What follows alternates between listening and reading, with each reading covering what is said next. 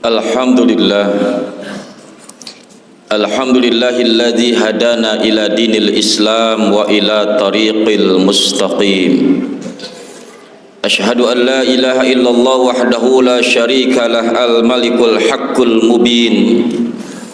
Wa asyhadu anna sayyidana Muhammadan abduhu wa rasuluh as-sadiqul wa'dil amin. Allahumma fasalli wa sallim wa barik ala sayyidina wa maulana Muhammadin wa ala alihi wa sahbihi ajma'in, amma ba'du. Faya ma'asyiral muslimin rahimakumullah, usikum wa nafsi bitaqwallah wa ta'atihi faqad fazal muttaqun wa ahassukum ala ta'atihi la'allakum tuflihun. A'udzu billahi minasyaitonir rajim. Ya ayyuhalladzina amanu taqullaha wal tanzur nafsum ma qaddamat ligad wattaqullaha innallaha khabirum bima ta'malun. Shadaqallahul azim. Hadirin kaum muslimin, jamaah Jumat yang dirahmati oleh Allah Subhanahu wa taala, puji dan syukur senantiasa selalu kita panjatkan kehadirat Allah Subhanahu wa taala, zat yang senantiasa selalu melimpahkan kepada kita karunia nikmat sehat wal afiat. Terutama dan paling utama adalah nikmat iman dan Islam, sehingga dengan nikmat-nikmat tersebut alhamdulillah kita masih diberikan kekuatan, diberikan kesempatan dan kemampuan untuk melaksanakan salah satu dari sekian kewajiban yang Allah Subhanahu wa taala fardukan kepada kita sekalian, yakni salat Jumat berjamaah. Salawat beserta salam semoga tercurah kepada qudwah hasanah kita, baginda Nabi besar kita Muhammad sallallahu alaihi wasallam. Dalam kesempatan yang singkat lagi mulia ini, mari bersama-sama kita terus berusaha dan berupaya untuk meningkatkan kualitas sekaligus kuantitas keimanan dan ketakwaan kita kepada Allah dalam arti yang sebenar-benarnya, yakni dengan cara melaksanakan segala perintah-perintahnya, menjauhi semua larangan-larangannya, sehingga dengan nilai-nilai ketakwaan yang senantiasa selalu kita aplikasikan dalam kehidupan senantiasa akan menjadikan kita hamba yang taat kepada Allah Subhanahu wa taala.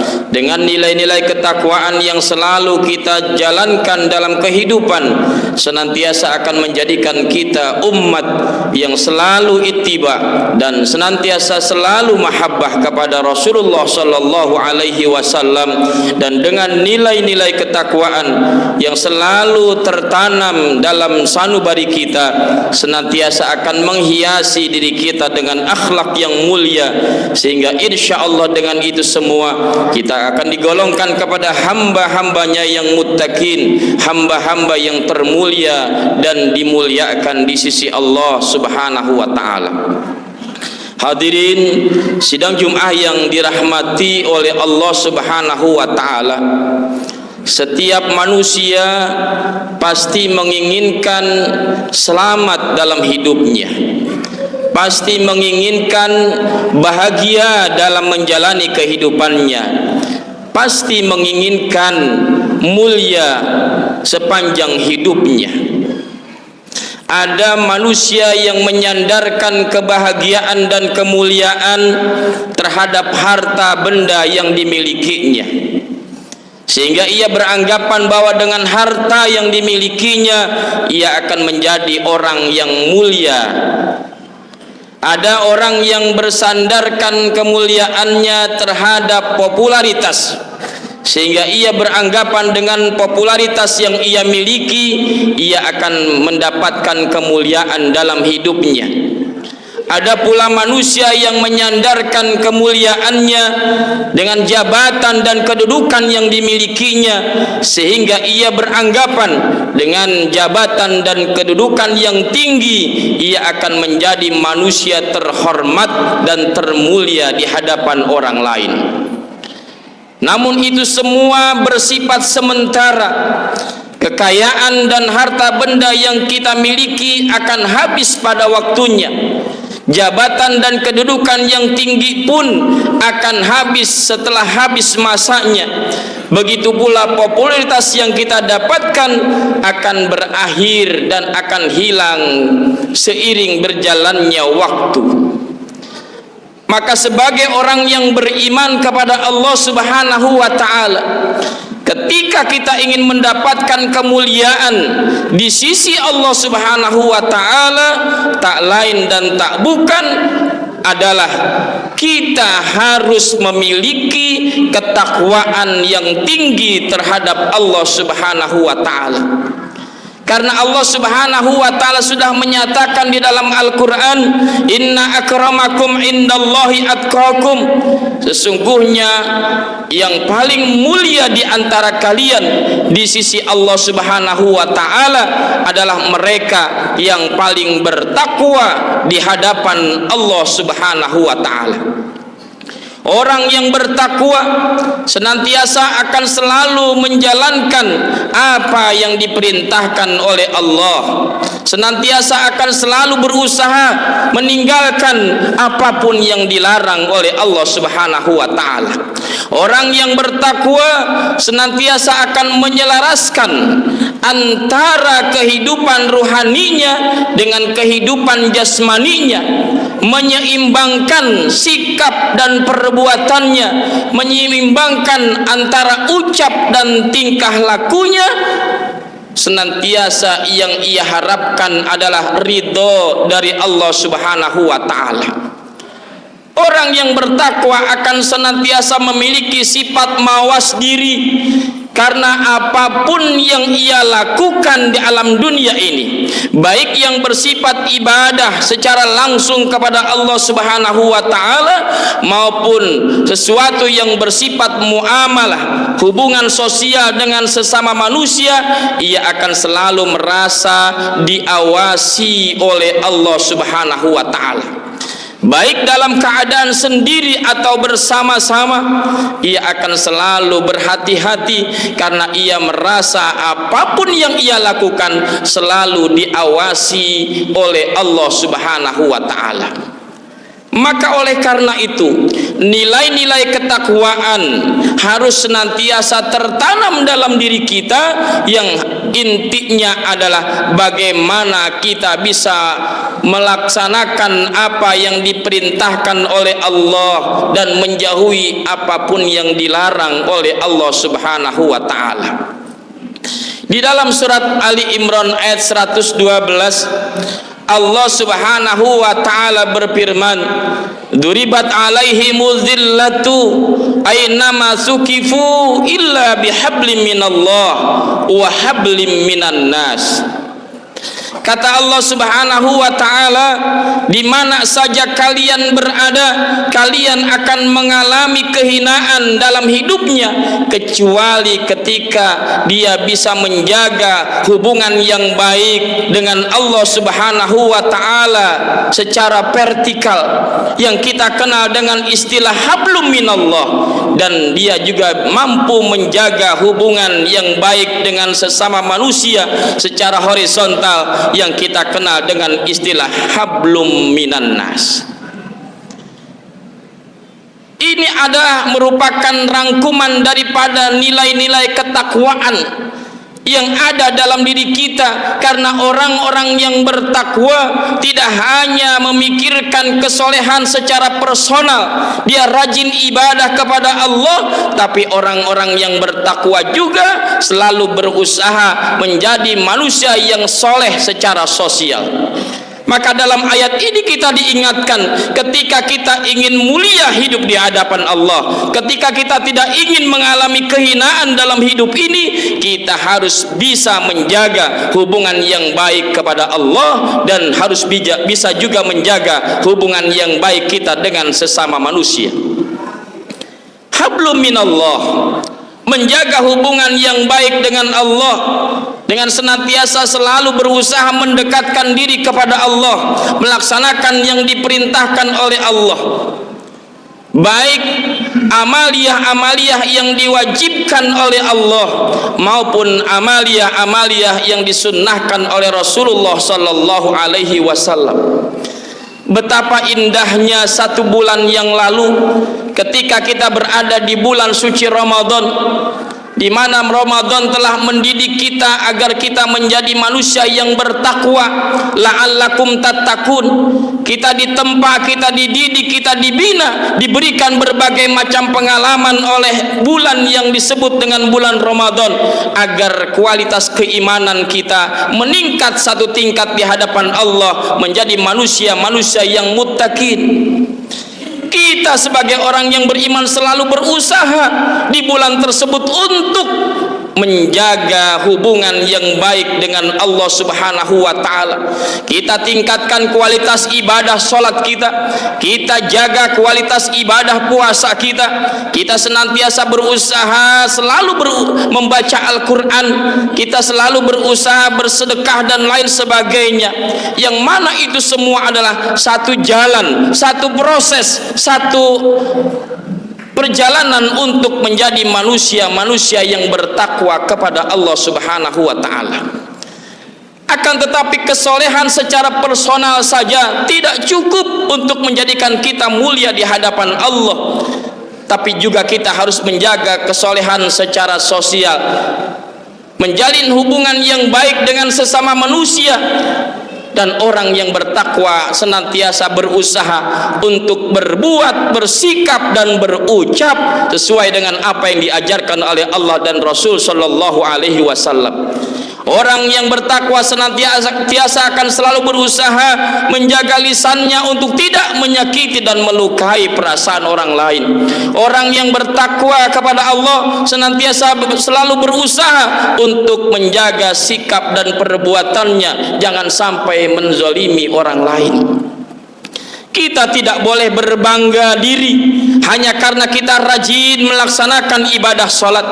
Kita tidak boleh berbangga diri hanya karena kita rajin melaksanakan ibadah puasa, baik yang wajib ataupun yang sunnah. Kita tidak boleh berbangga diri hanya karena kita rajin mengeluarkan zakat dan bersedekah serta yang lainnya. Sementara ketika itu kita juga melakukan perbuatan-perbuatan yang bisa merusak daripada pahala amal-amal ibadah yang berkaitan hubungan langsung kita dengan Allah Subhanahu wa taala. Kita diingatkan oleh baginda Nabi sallallahu alaihi wasallam dalam hadis yang diriwayatkan oleh Imam Muslim dari Abu Hurairah, Rasul sallallahu alaihi wasallam pernah bertanya kepada para sahabat, "Atadruna manil muflis?" Wahai para sahabat, apa pendapatmu tentang orang-orang yang muflis, tentang orang-orang yang bangkrut? Maka para sahabat menjawab, al-muflisu fina man la dirhamalahu wala mata.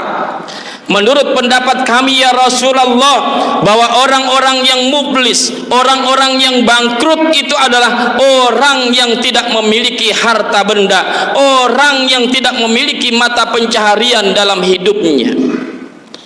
Namun apa jawaban Rasul sallallahu alaihi wasallam dari pendapat yang disampaikan oleh para sahabat? Rasul bersabda, "Innal muflisa min ummati man ya'ti yaumal qiyamati bi sholatin wa siyamin wa zakatin wa ya'ti qad syatama hadza wa qazafa hadza wa akala mala hadza wa safaka dama hadza wa daraba hadza."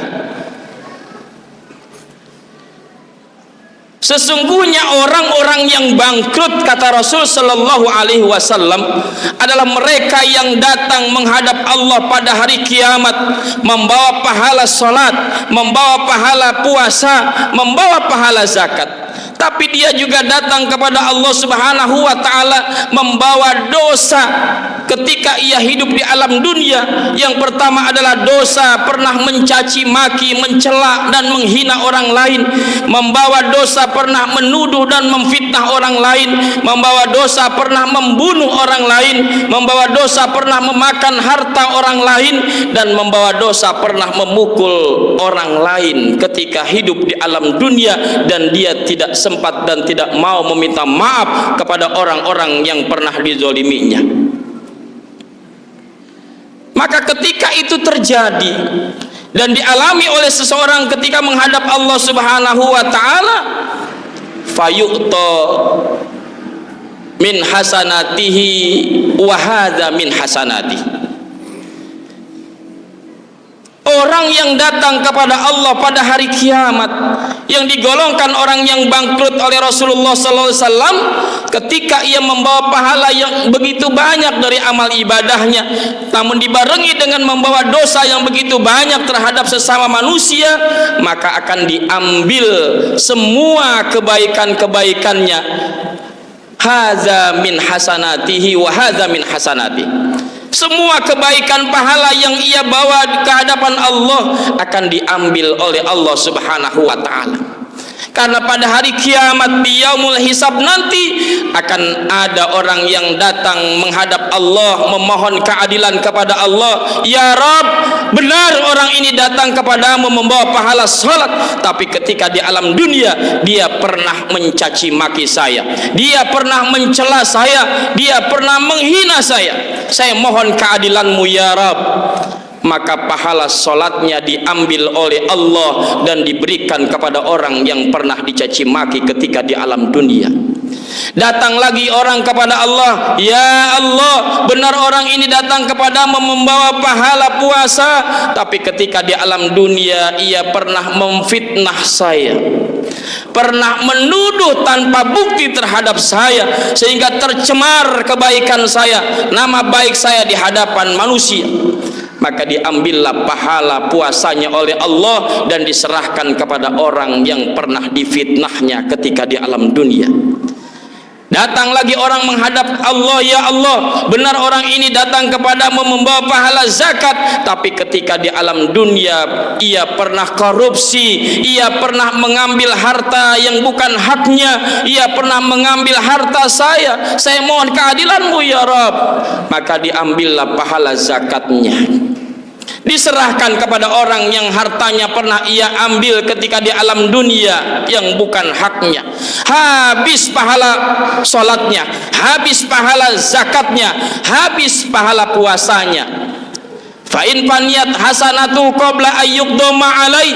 Ketika seluruh amal kebaikannya, pahalanya habis karena diambil oleh Allah, diserahkan kepada orang yang pernah terzolimi ketika di alam dunia, tapi masih ada orang yang menuntut keadilan kepada Allah. Ya Allah, benar orang ini datang kepadamu membawa begitu banyak pahala, tapi ia ketika di alam dunia pernah membunuh saya.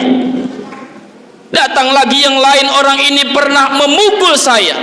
Maka ketika akan diambil oleh Allah pahalanya dari amal kebaikannya sudah habis, pahala sholatnya sudah habis, pahala puasanya sudah habis, pahala zakatnya sudah habis, maka keburukan orang yang pernah terzolimi ketika di alam dunia, dosa-dosa orang yang pernah dizoliminya ketika di alam dunia ditimpakan kepadanya. Kalau bahasa kita sudah jatuh tertiban tangga, sudahlah habis pahala amal kebaikan kita diberikan kepada orang lain, dosa-dosa orang lain ditimpakan kepada kita. Faturihat alaihi summa turiha finnar. Kemudian orang ini dilemparkan oleh Allah ke dalam api neraka. Nauzubillahi min dzalik.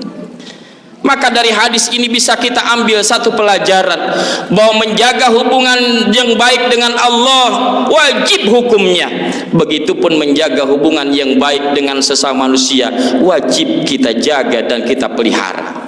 Agar apa? Agar kita tidak menjadi manusia yang soleh, hanya soleh secara personal, tapi kita juga harus soleh secara sosial.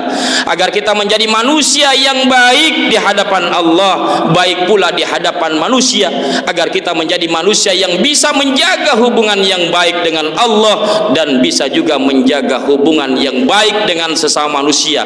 Inilah kemuliaan yang hakiki, kebahagiaan yang hakiki, keselamatan yang hakiki yang akan didapatkan oleh orang yang bertakwa di hadapan Allah Subhanahu wa taala.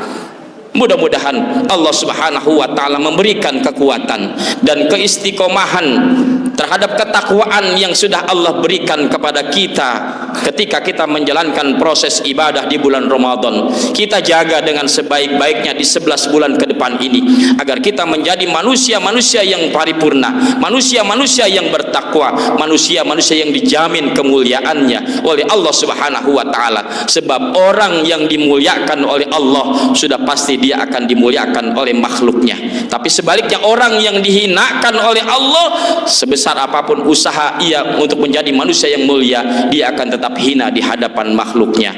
Mudah-mudahan Allah kabulkan semua harapan dan cita-cita kita. Amin ya rabbal alamin. Barakallahu li wa lakum bil Qur'anil azim, wa nafa'ani wa iyyakum bima fihi min ayati wa dzikril hakim, wa taqabbal minni wa minkum tilawatahu innahu huwas samiul alim. Aqulu qouli hadza fastaghfiruhu innahu huwal ghafurur rahim.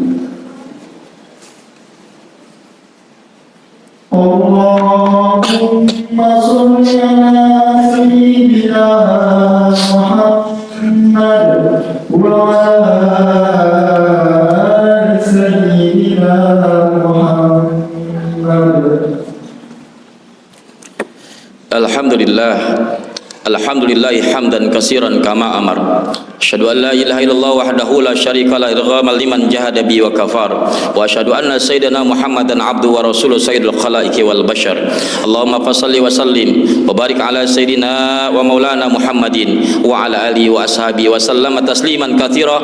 Amma ba'du. Fa ya ayuhan nas ittaqullaha haqqa tuqatih wa la tamutunna illa wa antum muslimun. Allahumma shalli wa sallim wa barik ala sayyidina Muhammadin wa ala alihi wa sahbihi ajma'in wa ala tabi'ina wa tabi'ina lahum bi ihsanin ila yaumiddin wa alaina ma'hum bi rahmatika ya arhamar rahimin. Amin ya mujibas sailin. Allahumma ighfir lil mu'minina wal mu'minat wal muslimina wal muslimat al ahya'i minhum wal amwat innaka samiun qaribun mujibud da'awat wa ya qadiyal hajat. Allahumma asli jami'a ulatil muslimin wa ansur juyusal muwahhidin wa ahlikil kafarata wal musyrikin wa ali kalimataka ila yaumiddin. Allahumma ja'al baldatana Indonesia hadi baldatan thayyibatan aminatan mutmainnatan tajri fiha ahkamuka wa sunnatu rasulika Muhammadin sallallahu alaihi wasallam. Ya hayyu ya qayyum ya ilahana wa ilah kulli syai. Hadza halun la yakhfa alaik. Rabbana atina fid dunya hasanah wa fil akhirati hasanah wa qina adzabannar. Walhamdulillahi rabbil alamin. Ibadallah, innallaha ya'muru bil 'adli wal ihsan wa ita'i dzil qurba wa yanha 'anil fahsya'i wal munkari wal baghi ya'idukum la'allakum tadhakkarun. Fadhkurullaha yadhkurukum was'alu min fadlikum wa la dzikra akbar. Astaghfirullah li wa lakum. Aqimis shalah.